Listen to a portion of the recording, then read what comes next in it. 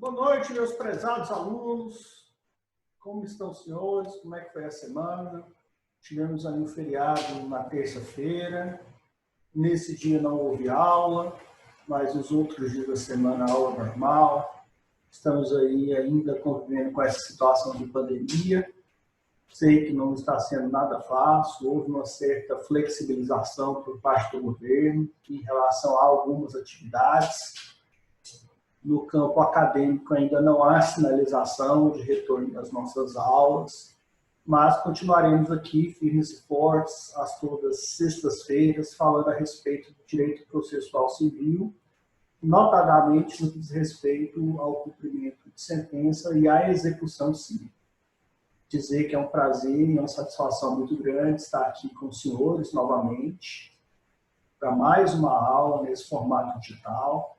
É um formato interessante, né, para que a gente possa ter as nossas aulas, porque, como eu disse na aula passada, é um facilitador para os alunos, que podem assistir por várias vezes as aulas dos professores. Ou seja, não tem revisão melhor do que a própria aula. Então, é uma oportunidade, né, muito embora nós estejamos no período de exceção, para que os senhores possam assistir por quantas vezes quiserem às aulas. Então, como já é de praxe, posteriormente ao encerramento das aulas de hoje, nós publicaremos no YouTube e deixaremos no Google Classroom o link correspondente para que os senhores possam ter acesso à aula especificamente. Pois bem, pessoal, nós estamos aí a tratar da questão relativa ao cumprimento de sentença, propriamente dito. Na aula passada, nós falamos a respeito de regras iniciais desse cumprimento de sentença, notadamente no que diz respeito à obrigação de pagar quantia certa, ou seja, nós estamos discutindo aí e falando a respeito de situações que envolvem questões relacionadas a valores monetários certos, fixos, obrigação de pagar em dinheiro, que é a grande maioria, efetivamente, dos cumprimentos de sentença que nós temos aí na prática, são aqueles que envolvem pagamentos de valores em dinheiro.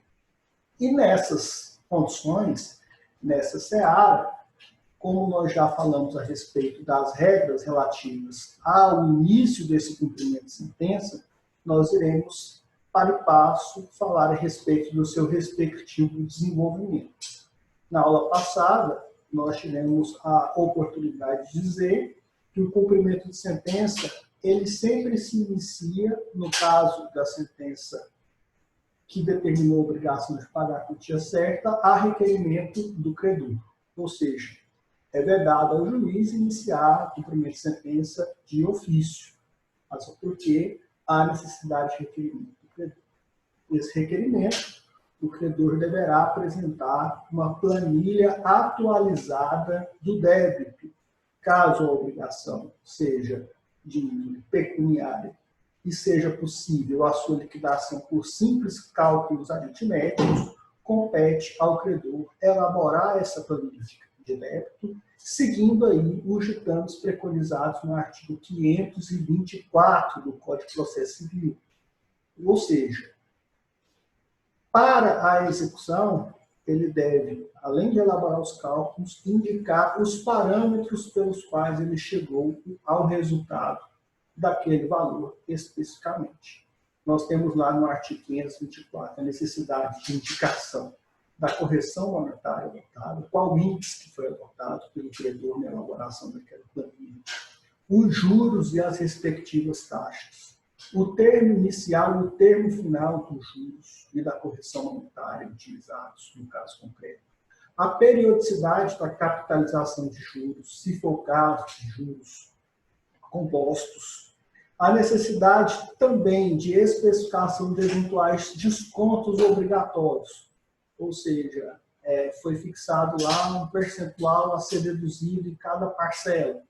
Um exemplo prático que isso ocorre no caso de restrição de importâncias pagas, contrato firmado com construtora. O consumidor desiste do contrato e existe uma cláusula penal no qual, na hipótese de restituição, deve ser deduzido um percentual sobre o valor pago. Então, nesse caso, esse valor tem que ser especificado, né, no âmbito desse procedimento de cumprimento de sentença. Além do que, a indicação por parte do credor dos bens passíveis de penhora, sempre que possível.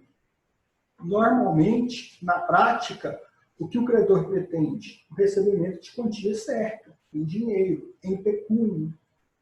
E se, eventualmente, o cumprimento não é efetivado de forma espontânea, além da incidência das penalidades preconizadas no parágrafo 1º do artigo 523 do Código de Processo Civil, quais sejam multa e honorários, ambos no percentual de 10% cada, caberá nessas circunstâncias aí a possibilidade de se realizar uma penhora online via sistema Bacen-Jude, que é um convênio mantido entre o Poder Judiciário e o Banco Central, a fim de se viabilizar a penhora eletrônica de valores. Essa penhora eletrônica, ela oferece mais celeridade, mais rapidez.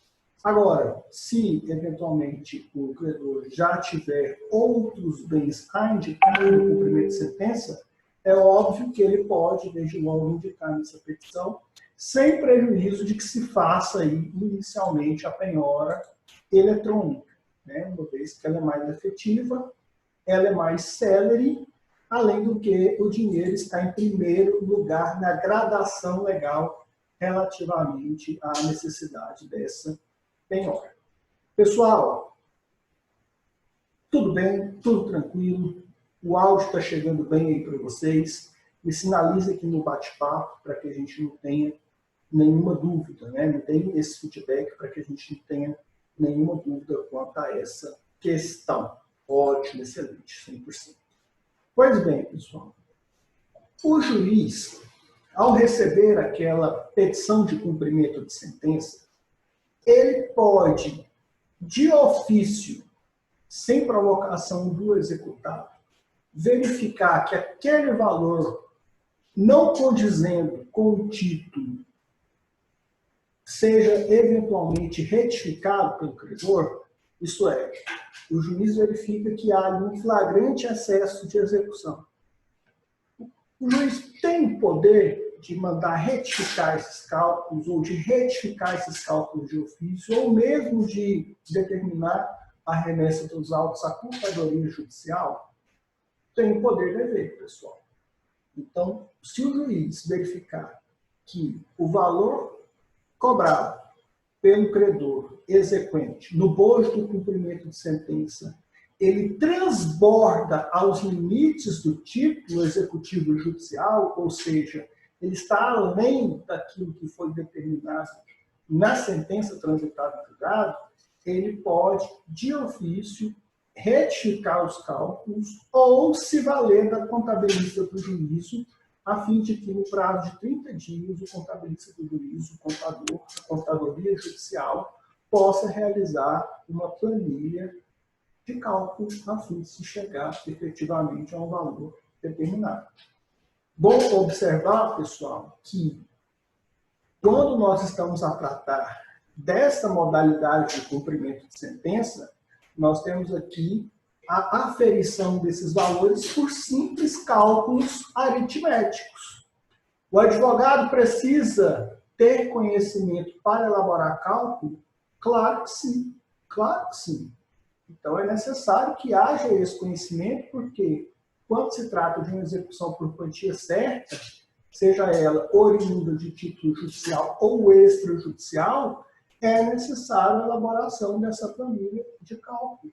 Então, o advogado tem que ter expertise na elaboração desses cálculos. É bem verdade que existem muitos sistemas, né, inclusive disponíveis em vários sítios eletrônicos para a realização desses cálculos. Isso, de certo modo, facilita. Agora, o advogado tem que ter o conhecimento para utilizar de forma adequada os parâmetros para a efetivação de cada cálculo. Então, isso é muito importante para evitar eventuais erros, eventuais prejuízos ao seu próprio constituinte ou prejuízos à parte contrária que pode desaguar uma impugnação ao cumprimento de sentença, retardando a entrega do bem da vida, já deferido no título executivo, e mais do que isso, trazendo, às vezes, para o seu cliente um prejuízo relativo a ônus de sucumbência no que diz respeito à impugnação ao cumprimento de sentença. Porque se a impugnação ao cumprimento de sentença for acolhida, nesse particular, há a possibilidade de imposição de ônus de sucumbência ao exequente na parte em que houve o acolhimento relativo a esse cumprimento de sentença. Outro sim, pessoal, importante elucidar a possibilidade de existir situações concretas em que, para a efetivação do cálculo, haja a necessidade do juiz verificar eventuais dados, eventuais documentos em poder do executado ou de terceiros. Se isso acontecer, o que o juiz pode fazer? Determinar a intimação de um terceiro ou do executado para apresentar essas informações ao juízo, sob pena de crime de desobediência, além de eventualmente fixar aí uma multa caso o cumprimento não seja efetivado em relação àquele dever de cooperação, aquele dever de informação. Então, o magistrado pode determinar, sim, essa possibilidade e, se for o caso, fixar aí a estipulação de multa. Nesse particular, o juiz vai fixar um prazo, né, a requerimento do exequente, para que o executado informe esses dados. Esse prazo pode ser de até 30 dias. Ou seja, o juiz tem aí um hiato entre 1 e 30 dias, né? Porque é até 30 dias, que diz a lei, então, nesse particular, o prazo pode ser fixado até 30 dias, de acordo com cada situação concreta. O que acontece se o executado não apresentar esses cálculos, esses dados, para subsidiar os cálculos? Serão reputados como verdadeiros os cálculos que foram apresentados aí pelo exequente com base nos dados que ele dispõe. Então, pode existir situação concreta, meus amigos, onde a elaboração desses cálculos reclama a apresentação de informações por parte de terceiros ou mesmo por parte do executado. Se essa obrigação for do executado e o executado não apresentar esses dados no prazo fixado pelo juiz, que pode ser de até 30 dias, o executado pode sofrer os ônus de o juiz homologar os cálculos apresentados pelo exequente com base nas informações e dados que o exequente detiver.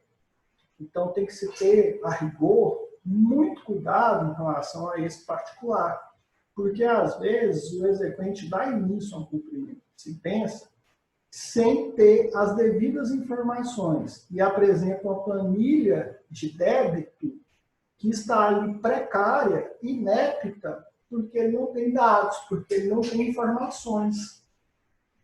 Qual a medida mais adequada para o credor exequente agir numa situação dessa? Ora, se eu não tenho as informações, se eu não tenho os dados para apresentar uma planilha, o correto é não apresentar a planilha. Porque se o exequente, através de seu advogado, apresenta uma planilha, não se sabe ao certo se essa planilha está extrapolando ao título judicial ou se está aquém do título judicial. E qual que é o risco? Se está extrapolando, o risco do reconhecimento de eventual excesso de execução.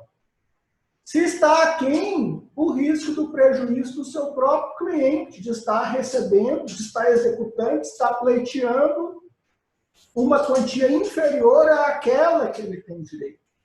Então, diante de uma situação concreta, o que se deve efetivamente fazer para evitar esse tipo de situação? Deve-se solicitar essas informações e solicitar esses dados antes de se iniciar o cumprimento de sentença. Mas eu digo mais.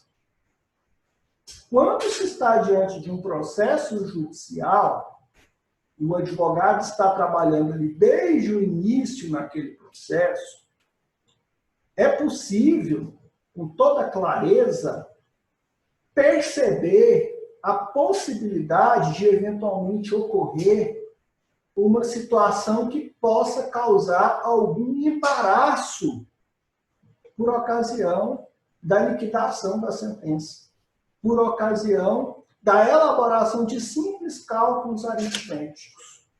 O que o advogado zeloso pelos interesses do seu constituinte deve fazer numa situação dessa? Ele deve envidar todos os esforços para que aquela questão seja dirimida no âmbito do processo de conhecimento. Porque deixar isso para o processo de execução é muito tormentoso, é muito complexo, é muito difícil. Então, quando se está diante de uma situação como essa, o advogado ele deve fazer com que essas informações sejam jungidas, acostadas ao processo, ainda durante a fase de conhecimento. Seja com pedido incidental de exibição de documentos, seja com deliberação judicial, caso haja inércia por parte da parte, no sentido de apresentar os documentos, para evitar o quê, pessoal? Evitar, nesse particular, um prejuízo na fase de cumprimento de sentença. Porque não vai se saber que, a rigor, como fazer de forma adequada a planilha. Não vai se ter as informações completas e contextualizadas para se usar por ocasião do cumprimento de sentença. Imagine só essa dificuldade. Você já perpassa por todo o processo de conhecimento, que é uma fase longa, com recursos. Espera o trânsito em julgado. O processo demanda aí vários anos até se chegar a esse trânsito em julgado. E chega na fase de cumprimento de sentença, que é a hora do seu cliente receber, no caso de cumprimento de sentença por quantia certa, e se vem uma discussão relativa a cálculos por conta de dados que não constam do processo, isso não me parece razoável. Não me parece razoável. O profissional da advocacia tem que antever essa situação para evitar que haja problema. O advogado não é bombeiro apenas não, meus amigos. O advogado ele tem que agir de forma consultiva, tem que agir com zelo, com precaução para evitar que o problema surja. Não só o problema a fim de se propor uma ação judicial, mas o problema na ação judicial para se evitar transtornos futuros. Quais mecanismos que o advogado tem para assim agir em situações tais? Ele pode fazer o requerimento de exibição incidental de documento. Se esse ônus for da parte contrária, o juiz irá determinar qual que é, eventualmente, a pena para aquele que não exibe em juízo um documento que foi determinado judicialmente a sua exibição. A presunção de veracidade em relação ao fato que foi argumentado pelo autor ou pelo réu, se for o caso. Qual outro instrumento que o advogado pode utilizar ainda na fase de conhecimento para se aclarar determinado ponto que não ficou claro e pode gerar dúvida de interpretação por ocasião do cumprimento de sentença? Embargo de declaração. Sempre que o ato judicial for omisso, for obscuro, for contraditório, quando tiver um erro material, é cabível embargo de declaração. Embargo de declaração é cabível de decisão interlocutória, de sentença, de acordo. Então, nesse particular, pessoal, o advogado deve, até mesmo em virtude do princípio da cooperação, cooperar com o juízo e principalmente com o seu cliente, com o seu constituinte, evitando que situações tais venham a prejudicar o transcurso normal e regular do cumprimento de sentença. Isso é medida imperativa. Esse zelo ele é imperativo para se chegar lá no cumprimento de sentença e apenas fazer o requerimento, elaborar a planilha, apresentar lá os critérios do artigo 524, sem nenhum trauma, sem nenhum problema. Ok? O advogado precisa agir para tentar ganhar o máximo possível de tempo em benefício do seu cliente. encurtar tempo, a maioria daqueles que ingressam com a ação judicial querem resultado rápido. Então, o advogado tem que ser proativo para tentar obter esse resultado rápido dentro daquilo que é a sua atribuição. Ele não tem como, obviamente, fazer às vezes de juiz, fazer às vezes de servidor, para praticar atos que não dependem dele. Mas aquilo que tiver ao alcance do profissional, ele deve agir. Ele não pode ficar inerte. Ok, meus amigos? Tranquilo em relação a esse ponto? Alguma dúvida? Alguma observação pertinente a essa questão? Eu acredito que ficou bem colocado, bem posto esse ponto pertinente aí ao artigo 524. E agora nós iremos iniciar a alegação e a argumentação pertinente à impugnação ao cumprimento de sentença, que é a contestação do cumprimento de sentença. Então, professor, como assim? O réu ofereceu contestação durante a fase de conhecimento, depois apelação, depois recurso especial extraordinário, feito transitor em julgado lá no Supremo Tribunal Federal, ele ainda pode questionar no cumprimento de sentença, ele ainda pode adiantar e levar essa questão aí em sede de cumprimento de sentença, mas que dificuldade, que complicação. Isso aí não traria uma demora demasiada ao processo? É assim que funciona, é assim que é a regra do jogo, pessoal. Nós temos aí o artigo 525, que trata a respeito do cumprimento de sentença propriamente dito. Nós iremos agora analisar esse dispositivo, analisar as suas nuances, as suas especificidades aplicadas aí no âmbito do processo, porque nós temos a impugnação ao cumprimento de sentença como exercício do contraditório pelo réu executado no âmbito do cumprimento de sentença, onde ele poderá alegar as matérias necessárias à sua defesa no âmbito do cumprimento de sentença. É lógico que essas matérias têm uma limitação. Essas matérias, elas não são amplas. Aqui nós temos o contraditório, mas uma defesa limitada às hipóteses legais. Ou seja, o executado não pode alegar tudo. Ele apenas pode alegar as matérias elencadas lá no artigo 525 do Código de Processo Civil. E isso é bom nós deixarmos claro, deixarmos evidenciado, para que não se tenha aí, a rigor, nenhuma dúvida no que diz respeito a esse particular. Eu vou compartilhar aqui a tela com os senhores para a gente poder fazer o acompanhamento deste dispositivo legal.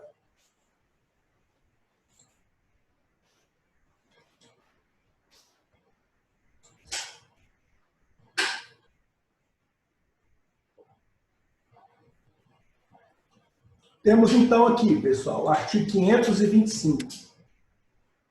Transcorrido o prazo previsto no artigo 523, sem o pagamento voluntário, inicia-se o prazo de 15 dias para que o executado, independentemente de penhora ou nova intimação, apresente nos próprios autos sua impugnação. O que nós podemos extrair desse dispositivo que retrata inicialmente o cumprimento, a impugnação ao cumprimento de sentença? Primeiro, o prazo para impugnar o cumprimento de sentença, ele é de 15 dias. Segundo, não há nova intimação para a impugnação ao cumprimento de sentença. Isso é, o executado, ele só é intimado uma vez. Ele é intimado para cumprir voluntariamente a sentença e, esgotado o prazo para o cumprimento voluntário, já se inicia automaticamente, independentemente de nova intimação e de penhora, o prazo para o respectivo cumprimento de sentença nos próprios autos. Então tem que se ter muito cuidado. não há necessidade de garantia do juízo, não há necessidade de nova intimação. Esse prazo ele se inicia automaticamente após o transcurso do prazo de pagamento voluntário. Ok? Então, o devedor, para impugnar o cumprimento de sentença, ele tem 15 dias, mais 15 dias. 15 dias para o cumprimento voluntário e mais 15 dias para a impugnação ao cumprimento de sentença, fazendo-se aí, no caso concreto, 30 dias. 30 dias. Ok? 30 dias úteis. Os prazos processuais são contabilizados em dias úteis. Então, é um prazo relativamente alongado para que haja essa impugnação ao cumprimento de sentença. Professor, o que é que pode ser deduzido, o que é que pode ser alegado em sede de cumprimento de sentença? O que é que pode ser deduzido, o que é que pode ser alegado em sede de impugnação ao cumprimento de sentença? Nós temos aqui, pessoal, as matérias passíveis de alegação previstas no parágrafo 1º do artigo 525 do Código de Processo Civil. Bom, primeiro, vamos lá. Na impugnação, o executado poderá alegar, inciso 1, falta ou nulidade da citação, se na fase de conhecimento o processo correu a revelia. A falta de citação, quando a citação não foi realizada. Quais são as formas de citação?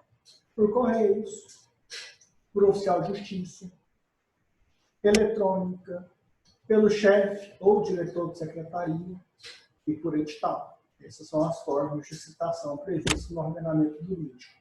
Não foi realizada a citação. Pode acontecer, pessoal, um processo sem que o réu seja citado. Não há citação, tem um réu e não houve citação, houve uma falta de citação no caso concreto. É possível? É possível. Inclusive, eu apresentei hoje, vou até compartilhar com os senhores aqui, uma exceção de pré-executividade no processo de execução.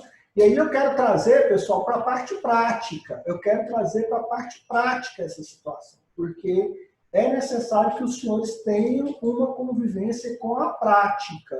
É necessário que se tenha uma convivência com a prática. Nós vamos buscar isso. As nossas aulas devem servir também para que os senhores possam ter, de fato, alguma convivência com a prática. Não há aqui, a rigor, a gente ficar falando só de teoria, só de teoria, só de teoria, sem mostrar nada na prática.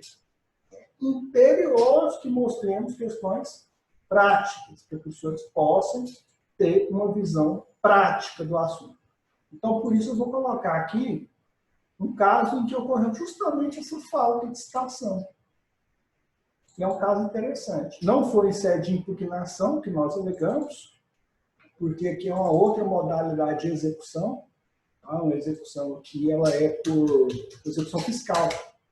Não é uma execução decorrente aí de um cumprimento de sentença. Então, execução por título extrajudicial, né, que é a certidão de ativa. Nós propusemos aqui, nesse caso, uma exceção de pré-executividade. Vou abrir aqui a exceção de pré-executividade. Vamos voltar aqui ao compartilhamento de tela. Vamos retomar aqui o compartilhamento que nós estávamos. Vamos interromper esse compartilhamento e vamos iniciar aqui um novo compartilhamento. Esse compartilhamento agora, ele se refere a essa petição. Essa petição aqui, como os senhores estão percebendo, ela foi endereçada ao juiz da terceira vara da Fazenda Pública, é uma execução fiscal proposta aqui pelo Estado de Goiás, que é o excepto, o recipiente é o sócio-gerente da pessoa jurídica, né? Houve aqui um redirecionamento da execução para o sócio-gerente. E o que aconteceu nesse processo, pessoal? Se nós temos inicialmente uma síntese da demanda, essa execução que ela foi ajuizada em 2 de outubro de 2006. Naquela época, olha o tanto que a dívida que era pequena. Pequena dívida, né, pessoal? Naquela época. Pois bem, essa dívida hoje, em 2020, ela já ultrapassa a faixa aí dos 11 milhões de reais. 11 milhões de reais. Vejam que a execução ela foi proposta inicialmente em face da pessoa jurídica, que era a devedora, objeto das certidões de dívida ativa que foram juntadas à inicial. A empresa executada não foi localizada pelo oficial de justiça, em virtude de ter supostamente encerrado suas atividades no endereço. O Estado de Goiás requereu, então, a citação por edital da sociedade empresária. Então, houve aqui a citação por edital.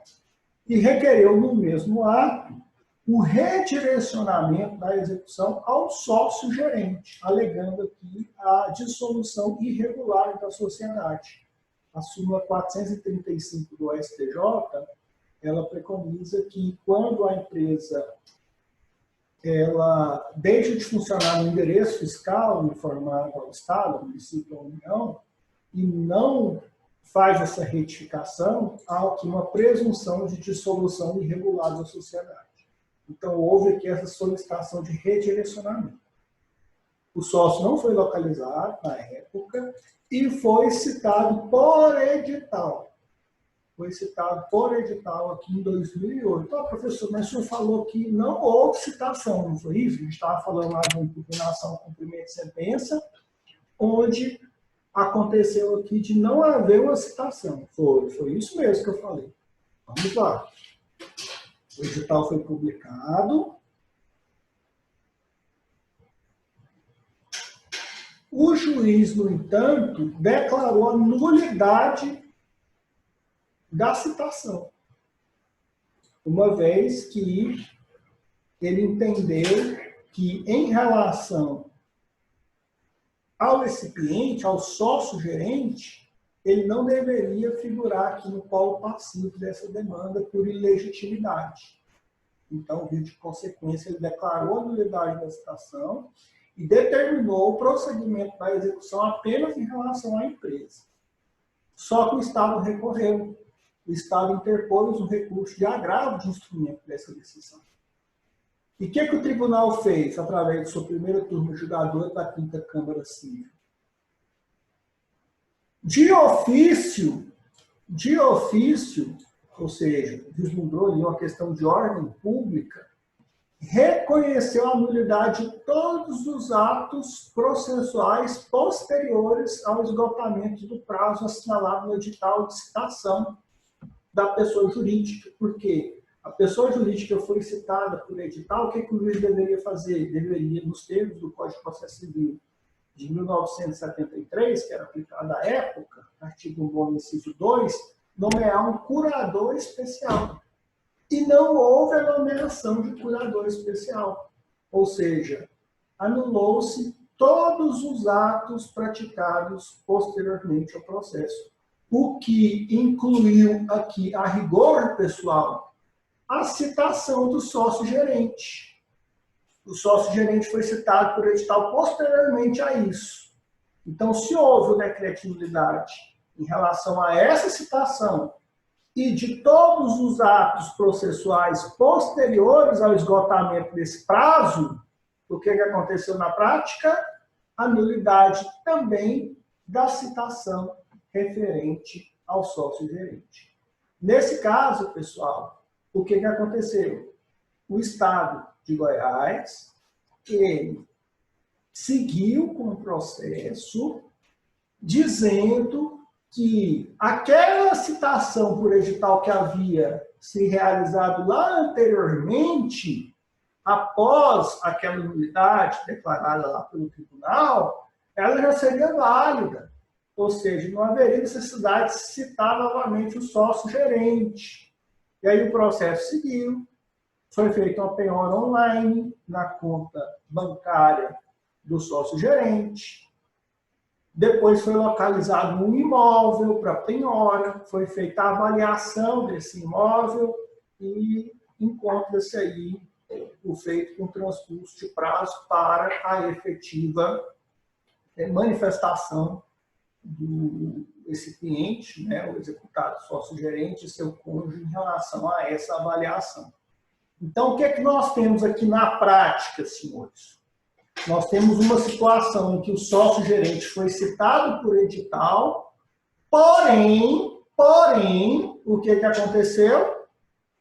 Essa citação, ela foi anulada. Foi anulada por uma decisão do Tribunal de Justiça. Se a citação foi atingida por um decreto de nulidade do Tribunal de Justiça, qual que seria a medida a ser adotada pelo exequente? Requerer a devida citação do sócio-gerente. Isso não aconteceu. Isso não aconteceu.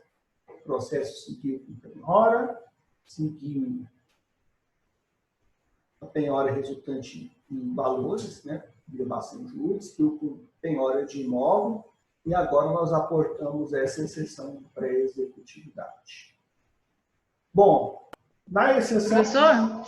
2 pontos. Tem alguém me chamando aqui? Quem está me chamando? Sim. Eu só queria fazer uma pergunta em relação a essa hipótese da citação, né? Ela não se respeita de forma correta no cumprimento de sentença. Aí aplica-se subsidiariamente o artigo 803, inciso 2, da execução de título extrajudicial, que no caso a execução vai ser nula também? Ou não? É diferente? Não, aqui, nesse caso em particular, não. A gente não está discutindo isso, não. Tá? Nesse caso, a gente não está discutindo a nulidade da execução, não. A execução é válida. Uhum. O que é nulo, aqui nesse caso em particular, na verdade, não tem nenhuma nulidade. A nulidade é do processo por não ter havido a citação. Tem falta de citação. Uhum. Quando a citação é nula, quando ela não preenche os requisitos legais. Por exemplo, nesse caso aqui do processo tributário, tem particularidades distintas, tá, Aline? Aqui, na prática, a citação editalícia, ela ocorre de uma forma mais automatizada. Mas no processo de execução comum, a citação editalícia, ela somente pode acontecer quando se esgotar todos os meios de localização pessoal licitando. Nesse caso, nós não estamos discutindo a nulidade dessa citação, porque o tribunal reconheceu a nulidade de todos os atos posteriores praticados, o que inclui a citação por edital realizada. Então, não há necessidade de discussão quanto a esse ponto. O que foi alegado aqui foi a ausência de citação, o que é mais grave. Então, demonstrando que não houve, de fato, a citação, que houve a ausência de citação, é que nós fundamentamos aqui a rigor, nesse caso em particular, essa exceção de pré-executividade. Tudo bem? Uhum.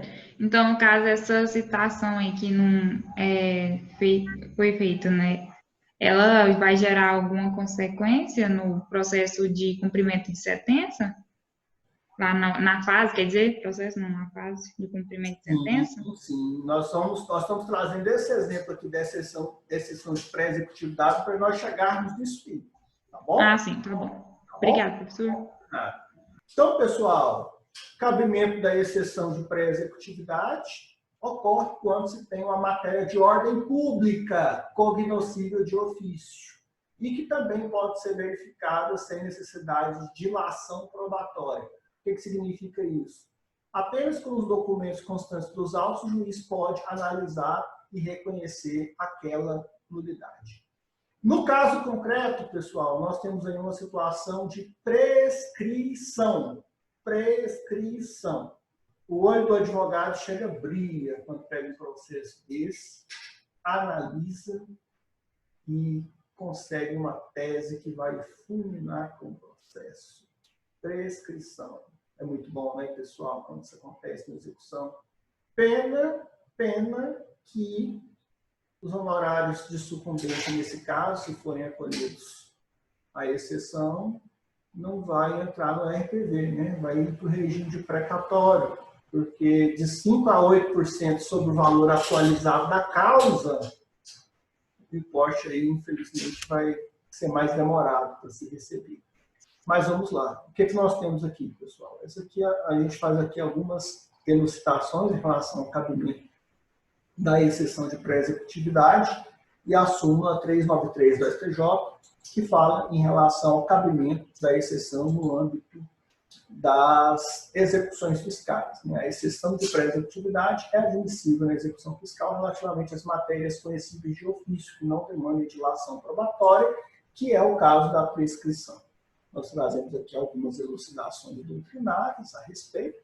E no caso aqui, as matérias que nós iremos levantar é a ausência de citação válida e prescrição para o redirecionamento da execução. Porque lá na certidão de dívida ativa, constava apenas o nome da empresa. Houve um redirecionamento da execução para a pessoa do sócio-gerente. Quando há esse redirecionamento da execução para a pessoa do sócio-gerente, esse redirecionamento tem que acontecer no prazo de 5 anos, que é o mesmo prazo de prescrição da CDA, após a citação válida da pessoa jurídica. Ou seja, esse redirecionamento tem que ocorrer no prazo de 5 anos, sob pena de se tornar imprescritível a execução fiscal. Então, nesse caso, até houve a citação, só que a citação foi anulada pelo Tribunal de Justiça. Se a citação foi anulada pelo Tribunal de Justiça por conta de uma outra nulidade precedente, qual providência competiria ao Estado? Requerer uma nova citação, promover uma nova citação, já que o ato que foi declarado nulo simplesmente inexiste, inexistente, deixou de produzir qualquer efeito. E nesse caso o processo seguiu sem que houvesse uma citação válida, ausência de citação. Se não houve citação, não houve interrupção da prescrição. Não havendo interrupção da prescrição, e nesse caso aqui em particular, considerando que a citação da empresa foi no dia 10 de agosto de 2007, transcorreu-se aqui mais de 12 anos para a citação da pessoa jurídica sem a citação válida do sócio-gerente. O que o STJ diz a respeito, pessoal? Superior Tribunal de Justiça, guardião da legislação infraconstitucional. Vamos aqui no que interessa. A primeira seção do STJ orienta-se no sentido de que, ainda que a citação válida da pessoa jurídica interrompa a prescrição em relação a responsáveis solidários, no caso de redirecionamento da execução, que é o caso, a prescrição se decorridos mais de 5 anos entre a citação da empresa e a citação dos sócios, de modo a não tornar imprescritível a dívida fiscal.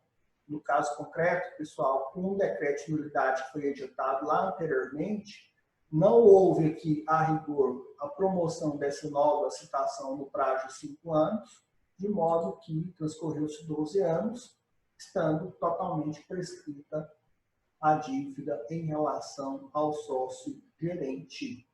Essa também é a orientação torrencial, diga-se de passagem, da jurisprudência do Egrégio Tribunal de Justiça do Estado de Goiás. A gente traz aqui vários dados. Professor? Só um minuto. Da 4ª Câmara e ainda outros julgados aqui relativos a esse tema. Pois não, meu caro? Porém, a dívida ela continua ativa em nome da pessoa jurídica? Em nome da pessoa jurídica, sim. Em nome da pessoa jurídica, sim. Tá? Porque não houve prescrição intercorrente ainda nesse caso. Mas o redirecionamento ao sócio prescreveu. Existe uma velha máxima no direito, meu caro. O direito não socorre aos que dormem. Dormem. O que o Estado fez? Dormiu. O Estado dormiu. O único lamento que eu tenho como advogado é que eu queria ter pelo menos umas 2 causas dessas aqui por ano. né? Porque aí estaria satisfeito. Não precisava nem trabalhar mais, né? Você fazer 2 sessões de pré-executividade dessa aqui por ano, pessoal, sossegado. Imagine, só 2 sessões aqui por ano e ficar só dando aula para vocês. Seria bacana, né? Seria tranquilo, né? Mas nem sempre as causas chegam, pessoal. Tido, cada mão de ser pedido e responde a pergunta aí no chat enjoado. Quem está perguntando aí? Bruna Micaele de Oliveira. Fala, Micaela. Olha aí no chat aí, eu fiz uma pergunta. Meu áudio tá ruim. Professor, é somente para pagamento de quantia certa, certo? Eu não sei o que você está fazendo referência aqui. Qual que é a sua pergunta? A impugnação. Essas impugnações, esse rol taxativo aí, é só para quantia certa? Ah, sim, esse sim, tá? Esse que a gente está trabalhando especificamente é para execução. Obrigada, seu metido. Boa noite. Boa noite, não. Você pode intervir futuramente se for necessário também. A gente vai continuar falando aqui. Mas boa noite não no sentido de despedir, né? Você está me dando boa noite no sentido de iniciar as nossas conversas. Tudo bem, pessoal? Vocês estão achando legal com áudio assim? Vocês falando, ou eu posso desativar o som de todo mundo? As intervenções estão bacanas, né? Tá atrapalhando, né? Professor, tá melhor agora? Tá bom. Tá, obrigada. Nada. Vamos lá, então, na sequência. Nesse caso aqui, como eu disse, né? Vamos voltar aqui ao compartilhamento. Nós colacionamos aqui jurisprudência maciça, também do STJ e do Tribunal de Justiça de Goiás. Competição de 9 laudos, pessoal. Super simples, né? Aqui não tem como ser protocolizada hoje, não tem como o juiz deixar de conhecer dessa questão. Questão super simples. Processo aqui é difícil? Não. Processo é tranquilo. O difícil, às vezes, é você conseguir identificar o problema.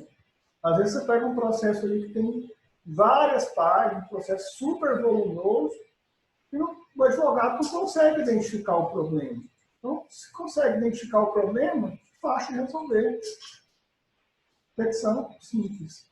Então, aqui, há a possibilidade, como eu mostrei para os senhores, né, de ocorrer aqui uma ausência de citação. No caso concreto aqui, o que nós temos? Não houve citação. Olha, falta de citação. Nulidade da citação. Quando acontece a nulidade da citação? Quando a citação não preenche os requisitos preconizados em lei. Acontece muito, pessoal, esse tipo de situação de nulidade de citação, quando essa citação ela é realizada por hora certa. O que é a citação por hora certa? É quando o citando não é localizado pelo oficial de justiça, o oficial de justiça suspeita da ocultação e promove a citação por hora certa. Indica ali para o vizinho ou por alguém presente na residência que retornará no dia seguinte a tantas horas para promover a citação. O citando não está presente no dia e se dá a citação por hora certa. Antes, no CPC de 1973, o oficial de justiça tinha que ir 3 vezes no endereço para suspeitar da ocultação. Agora basta 2 vezes. Suspeitando da ocultação na segunda vez, ele já pode iniciar o procedimento para a realização da citação por hora certa. Só que tem um detalhe, pessoal, na citação por hora certa. O escrivão ele tem que enviar um comunicado para o endereço do citando, dizendo que ele foi citado por hora certa.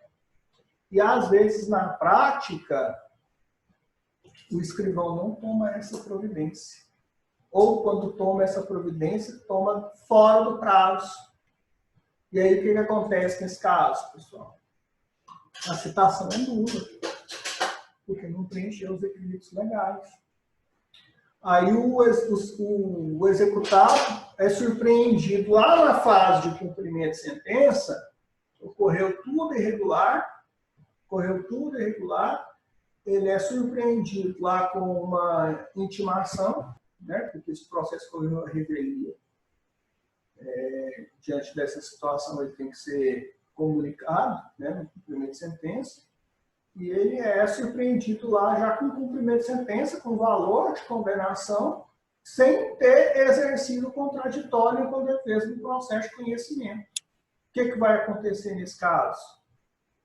O juiz acolhendo, ele vai declarar a nulidade de todo o processo. O que vai acontecer com o título executivo judicial formado?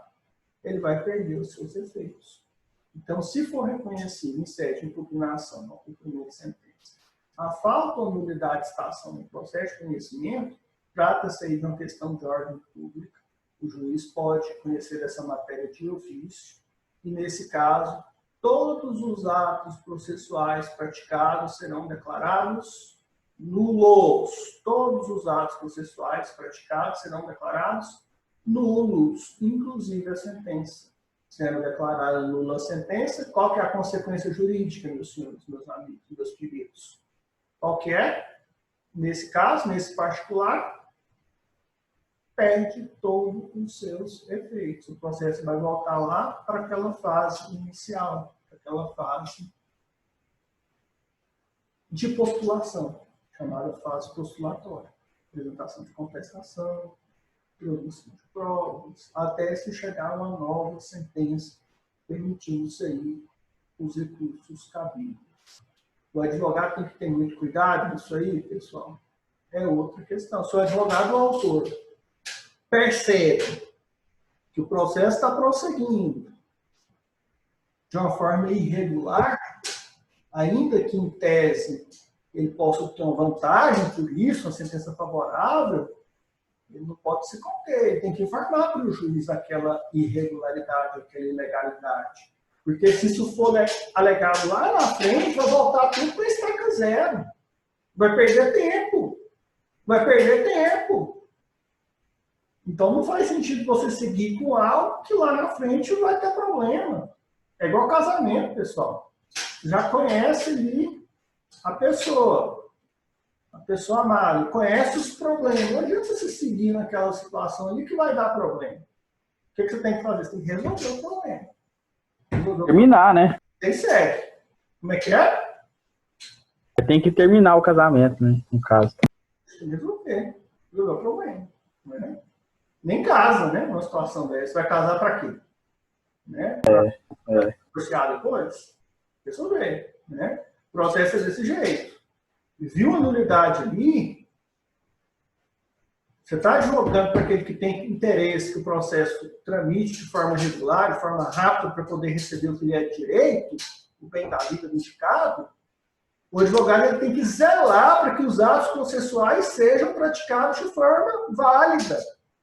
Porque se houver qualquer irregularidade, se houver qualquer brecha, isso vai ser um ponto que vai ser deduzido pela parte contrária depois para tentar anular o processo.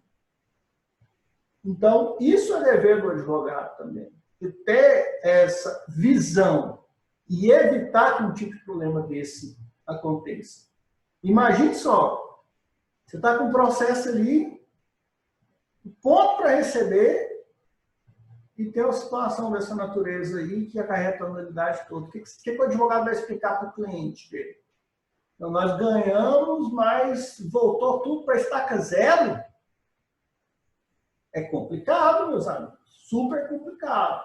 Então, tem que se ter essa visão, tem que se ter essa análise, tem que se ter essa preocupação. O advogado, ele tem que zelar pelo processo. Quando ele tem interesse, quando o seu cliente tem interesse no andamento do processo. Nem sempre a gente tem interesse, pessoal, porque às vezes tem interesse para o cliente. O cliente quer deixar passar aquilo ali para alegar uma nulidade depois para ganhar mais tempo. Depende para que lado você está advogando. Mas você tem que ter essa visão, você tem que saber o que está acontecendo no processo, para você poder defender adequadamente o seu constituinte. Ok? Então, a nulidade de estação, essa questão, essa matéria, por ser de ordem pública, inclusive, pessoal, ela pode ser alegada a qualquer tempo.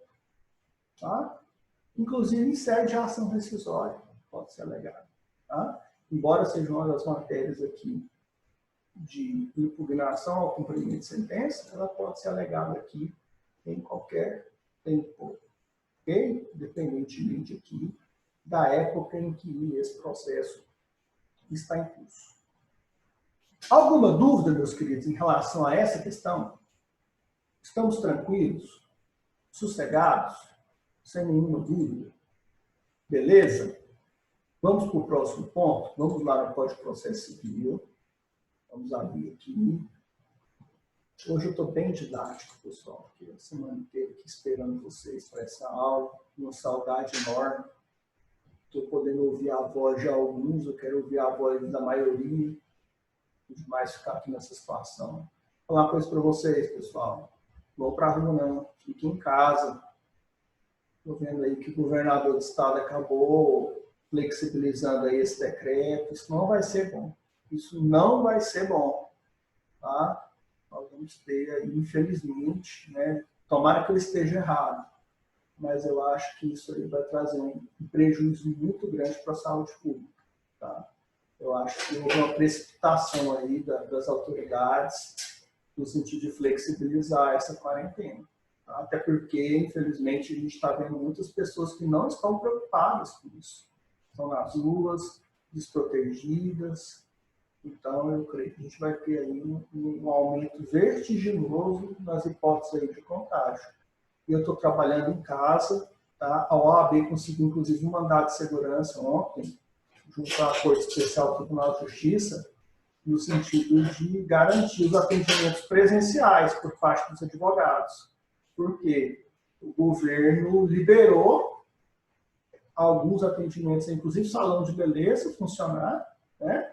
E não liberou o atendimento do advogado com o cliente. Normalmente é só o advogado e o cliente em sala, sem aglomeração, porque óbvio que houve aí uma violação à proporcionalidade e razoabilidade, um tratamento desigual para a advocacia. Mas eu acho que ele não deveria ter liberado nada, nada. Lógico que a OAB fez o papel dela, né, na defesa dos interesses dos advogados. Mas vocês acham que eu vou para o meu escritório atender meu cliente? Não vou. Só em casos excepcionalíssimos. Só em casos excepcionalíssimos que eu vou proceder ao atendimento presencial. Eu estou atendendo todo mundo por videoconferência, está funcionando muito bem e está sendo até melhor, às vezes, para o cliente. Por quê? Porque a gente tem uma conversa, ele está na casa dele, está tranquilo, não precisa ter aquele deslocamento, não precisa enfrentar trânsito, precisa estacionar carro, não precisa gastar com deslocamento, é mais rápido. Então, é algo que fica bem tranquilo. A gente grava tudo, manda depois, fica algo mais seguro para todas as partes. Para o advogado é muito bom, né? Você ter tudo ali pronto, gravado. Depois, quando você for elaborar a petição, se surgir algum vídeo, você tem ali tudo gravado. Então, facilita. Então, o que eu digo para os senhores, vamos ter cuidado aí com essa questão de saúde. Nós, como operadores do direito, nós temos esse dever, essa obrigação de orientar as pessoas, orientar nossos familiares. Eu sei que muitos dos senhores aí, como estudantes de direito, são referência na família, né, como futuro operador do direito, mas como estudante já é um operador de direito, né, embora não profissional ainda.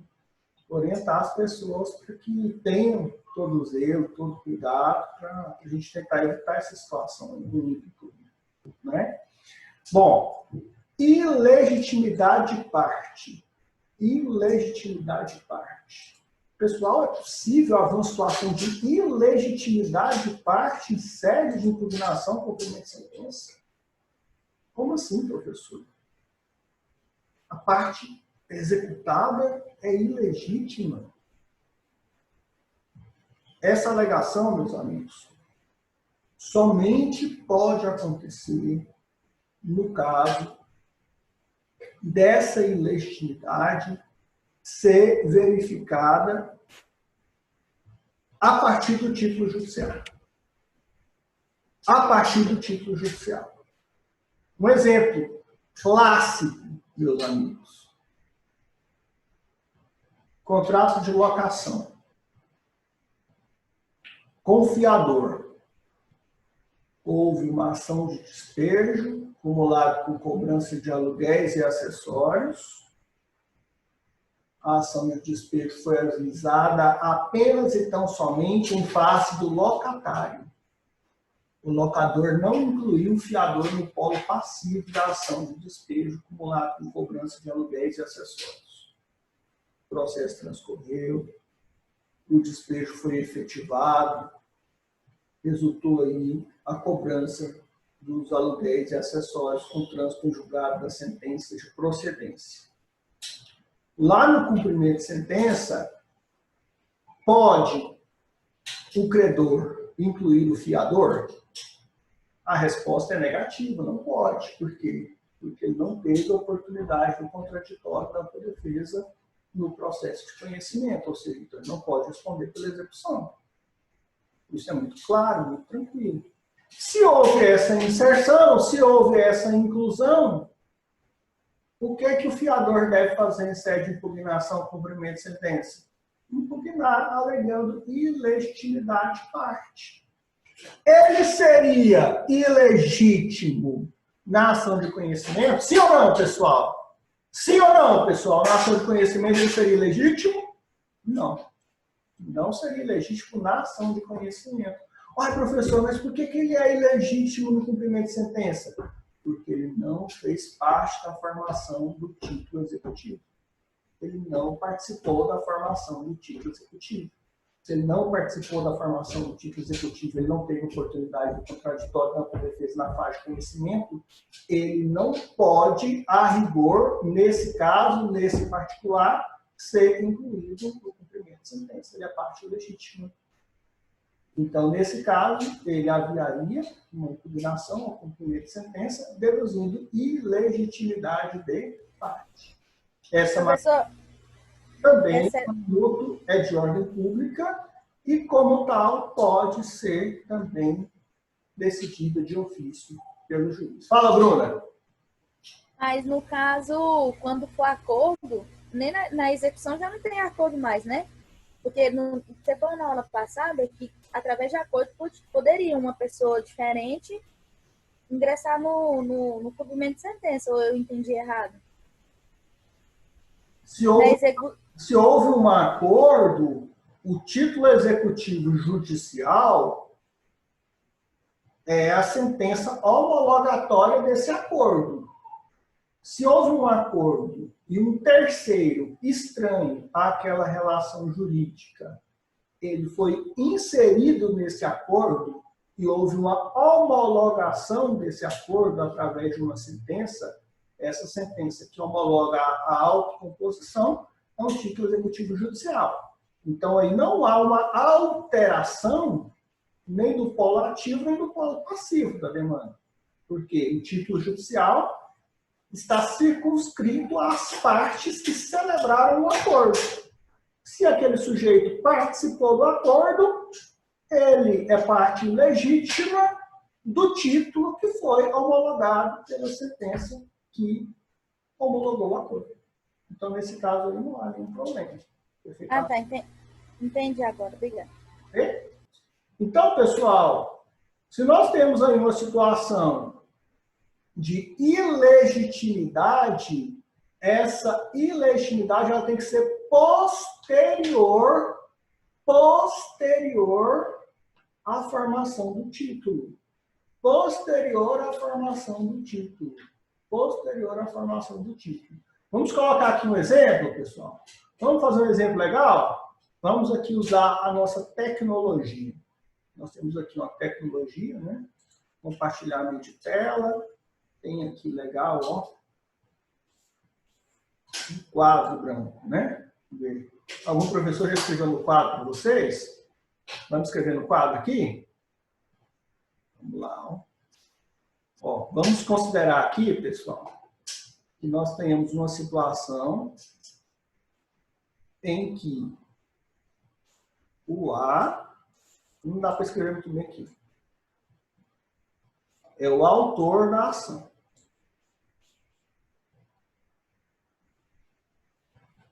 Olha, minha letra está até bonita aqui. Nessa ação, ele indicou como réu o B e o C. Ah, professor, pode ser o Tício, o Médio, o Caio? Pode também. Tá? Mas vamos usar agora o A, o B e o C. Tá? O A, o B e o C são os réus. Pois bem. Nessa situação concreta, o que nós temos? O C, ele seria parte ilegítima no processo, porque a inclusão dele se deu em decorrência de um aval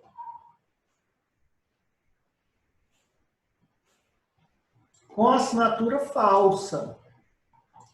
Houve uma falsificação da assinatura dele.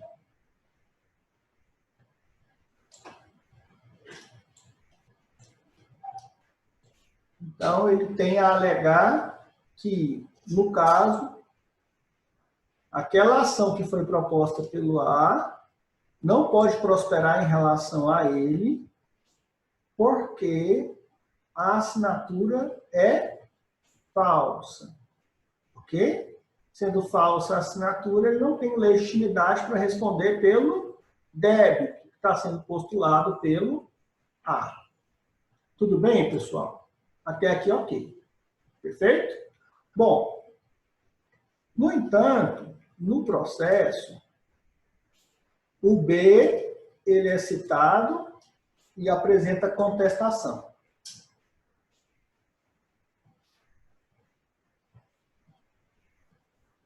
Ixi, ficou feio, escrevendo rápido. Mas dá para entender. O C, ele é citado validamente, houve uma citação válida, mas ele é rebelde.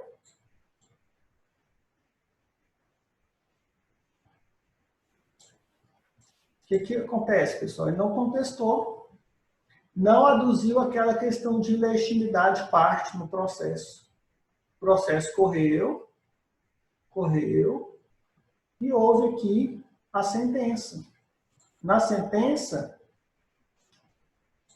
o juiz condenou o B e o C ao pagamento da quantia postulada pelo A, solidariamente.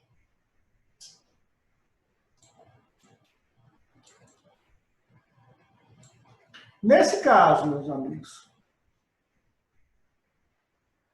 transitado em julgado, o credor, autor, irá fazer o cumprimento de sentença, certo? No cumprimento de sentença, ele irá indicar os dois no polo passivo do cumprimento de sentença.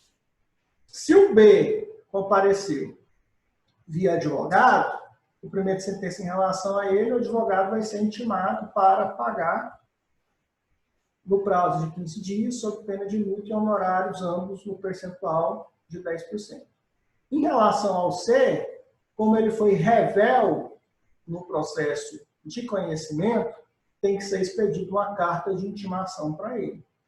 Ele chega à carta de intimação, ele fala, não, mas procura advogado. Fala, não contestei porque a assinatura ali era falsa. Não tem por que eu ter essa preocupação, essa ideia. A pergunta é, nesse caso, ele pode aduzir ilegitimidade de parte. Eu não assisti tutorial nenhum, tá, pessoal? Isso aqui eu que estou inventando aqui por conta própria. Ele pode alegar ilegitimidade de parte. É possível a ele deduzir ilegitimidade de parte em sede de impugnação ao cumprimento de sentença, parágrafo 1º, inciso 2 do Código de Processo Civil. Vamos ver o bate-papo aqui. Acredito que não. Larissa, já que você acredita que não, eu estou com saudade e queria ouvir a sua voz. Por quê? Explica para nós. Porque a citação dele foi válida e ele perdeu o prazo de poder provar que a assinatura dele era falsa? Larissa, muito bem. Sua resposta está correta. Parabéns. Vou repetir a pergunta. Ele não contestou no processo de conhecimento, Jorge. Foi revel. Só que a assinatura dele lá no documento que supostamente conferia a ele a condição de aval era falsificada. O processo transitou em julgado. Ele recebeu lá a intimação do cumprimento de sentença para pagar o valor. Aí ele procura o advogado para pagar, para responder, para impugnar o cumprimento de sentença. A Larissa disse que ele não pode alegar mais ilegitimidade de parte, porque ele teve a oportunidade dessa alegação. Não foi isso, Larissa?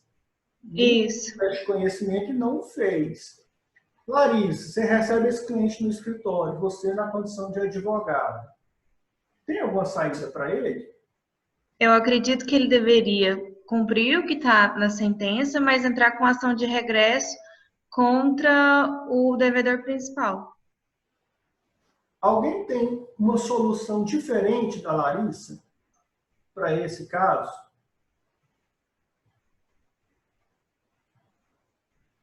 O caso está bem contado. Vou compartilhar aqui meu desenho com vocês. Veja bem. Nós temos aqui uma ação que transitou em julgado. O C ele foi revel. Assinatura falsa, mas ele não alegou isso. Foi condenado. Agora está aqui no cumprimento de sentença. Ele é solidário em relação ao B e foi intimado via carta para pagar o débito. E agora, pessoal?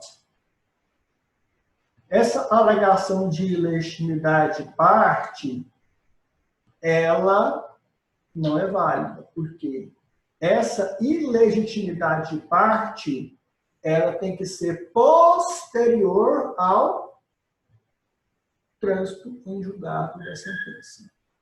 Se a questão da ilegitimidade de parte ela for anterior ao trânsito em julgado da sentença, ela não pode ser conhecida em sede de impugnação ao cumprimento de sentença.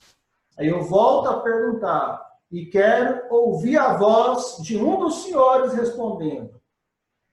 Há alguma saída? E o Anderson diz aqui para mim reservadamente.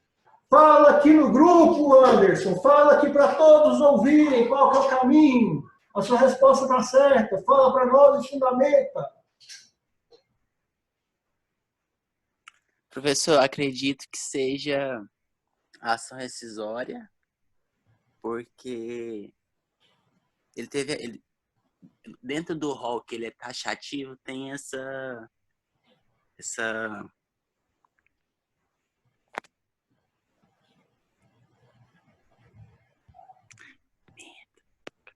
Cadê? Tem duas questões aí. Violação à literalidade da lei, a ilegitimidade e a prova falsa. A legitimidade dele foi amparada em prova falsa, ou seja, um documento com assinatura falsificada. Então, aí o cabimento é uma ação rescisória. Precisa pagar? Precisa pagar? O que ele tem que fazer na ação rescisória, pessoal? Pedir o quê? Pedir uma tutela de urgência para suspender o cumprimento de sentença até aí o efetivo análise, o efetivo julgamento da ação rescisória. Então, aí cabe a ação rescisória, mas não cabe a ação em sede de impugnação, cumprimento de sentença. Falamos. Matheus, essa suspensão do cumprimento de sentença por conta da ação rescisória vai atingir somente ele ou atinge o B também? Somente ele, no caso, né? Então o B vai pagar a parte dele, por exemplo, quando é solidário. Vai continuar em relação ao B, né? Até porque o B não tem legitimidade nesse caso nessa ação rescisória. Ok. Pelo menos não há nenhuma discussão em relação a ele. Certo, senhores?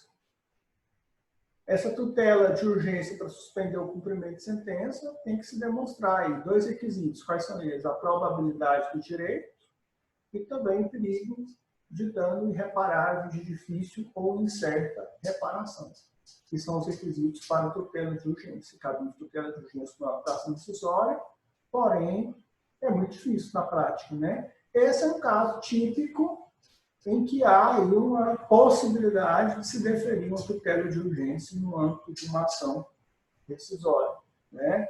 É óbvio que a falsificação de uma assinatura demanda prova, mas se houver a identificação já de uma prova pré-constituída para que o magistrado, no caso o desembargador relator, possa fazer essa análise, é possível que haja essa situação.